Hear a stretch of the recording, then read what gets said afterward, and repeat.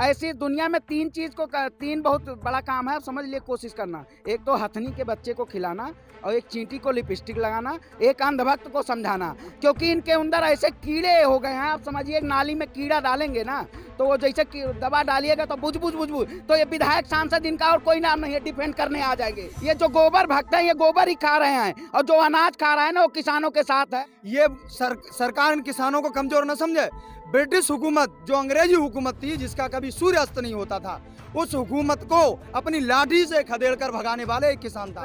सचिन तेंदुलकर तो आके जरा बताएं तो, गन्ना कैसे बोया जाता है, मसूरी कैसी बोई जाती है, आलू की खेती कैसे होती है। वो कहते हैं मजबूत प्रधानमंत्री, एक बहुत मजबूर प्रधानमंत्री हिंदुस्तान ने चुन लिया है, उसका खामियाजा पूरा देश भुगत रहा है।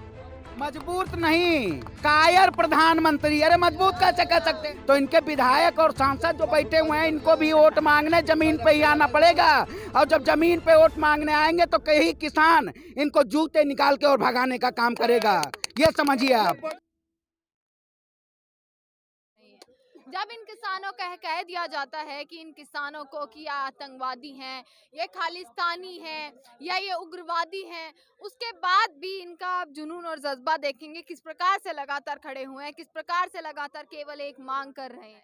देखिए, 11 दौर की बातचीत में यही प्रक्रिया चलती आ रही है। आप समझिए, जो प्रधानमंत्री मौजूदा जो हमारे झांसाराम जी हैं, वो ऐसी स्थिति वो क्रिएट कर रहे हैं। आप समझिए, बंगाल और असम पहुंच के आप बात कर लेते हैं, लेकिन यहाँ जो स्थिति है, 70 दिनों से किसान बैठा हुआ है, उनसे आप बात करने नहीं आते हैं। कहते हैं हमारे लिए आप कभी भी फोन करिए, फोन नंबर है पीएमओ ऑफिस का, आप नंबर पे फोन मिलाइए, फोन दिन भर इंगेज जाएगा, आप चाहे मिला के भी देख लीजिए। आप समझिए, ऐसी दुनिया में तीन बहुत बड़ा काम है, समझ लिए, कोशिश करना। एक तो हथनी के बच्चे को खिलाना, और एक चींटी को लिपस्टिक लगाना, एक अंधभक्त को समझाना। क्योंकि इनके अंदर ऐसे कीड़े हो गए हैं, आप समझिए, एक नाली में कीड़ा डालेंगे ना, तो वो जैसे दवा डालिएगा तो बुझ बुझ बुझ बुझ, तो ये विधायक सांसद इनका और कोई नाम नहीं है, डिफेंड करने आ जाएंगे। क्योंकि प्रधानमंत्री मोदी जी आज तक कोई पीसी किए ही नहीं है, ये बस डिफेंड करने का काम करती है। कंगना रनावत, अक्षय कुमार, अंतर्राष्ट्रीय लेवल से अगर आप किसानों का समर्थन आ रहा है, अगर किसानों के लिए समर्थन आ रहा है, तो बौखला गए हैं।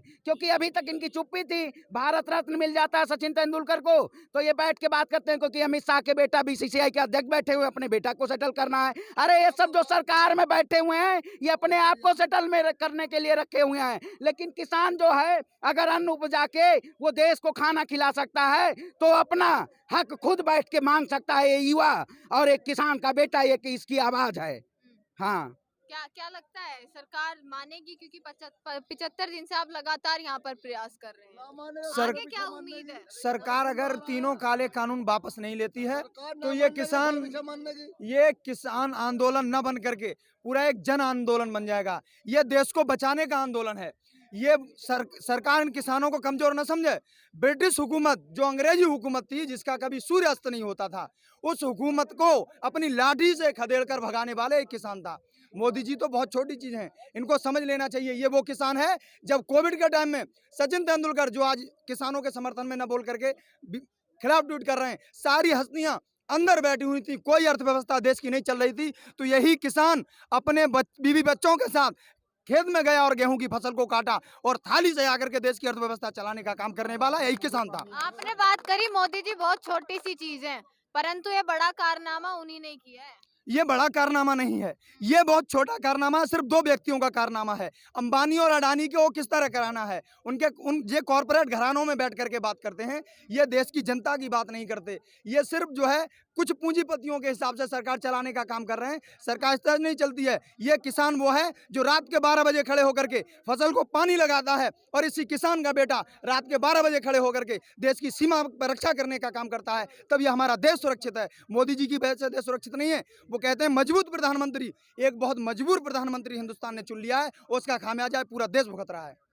मजबूत नहीं, कायर प्रधानमंत्री। अरे मजबूत कैसे कह सकते हैं? इसको मजबूत कहेंगे? जो 70 दिन से किसान रोड पे बैठे हुए हैं, आके एक भी संवेदना नहीं होते, उनको कैसे मजबूत कह सकते हैं? अरे हिंदुस्तान कृषि प्रधान देश है। आप जब कृषि ही नहीं रहेगा, तो आप क्या खाएंगे? अन्न खाएंगे कि गोबर खाएंगे? आप बताइए। अन्न खाएंगे, गोबर खाएंगे। ये जो गोबर भक्त है ये गोबर ही खा रहे हैं, और जो अनाज खा रहा है ना वो किसानों के साथ है। ये मौजूदा स्थिति, सरकार ने ऐसे अहंकारी अघोषित आपातकाल, आप समझिए जनता की आवाज को चुप कराने के लिए कील तंत्र का उपयोग किया जा रहा है। कल संसद भवन में बैठ के कृषि मंत्री तोमर जी कह रहे हैं कि कांग्रेस के उसमें हम खून की, अरे हम किसान हैं, हम पानी चला के मेड़ के ऊपर जब पानी फुल हो जाता है तब हम उसको बंद करते हैं। हम ये नहीं देखते हैं कितने घंटा। और सचिन तेंदुलकर की आप बात कर रहे हैं, सचिन तेंदुलकर तो आके जरा बताएं तो गन्ना कैसे बोया जाता है, मसूड़ी कैसी बोई जाती है, आलू की खेती कैसे होती है,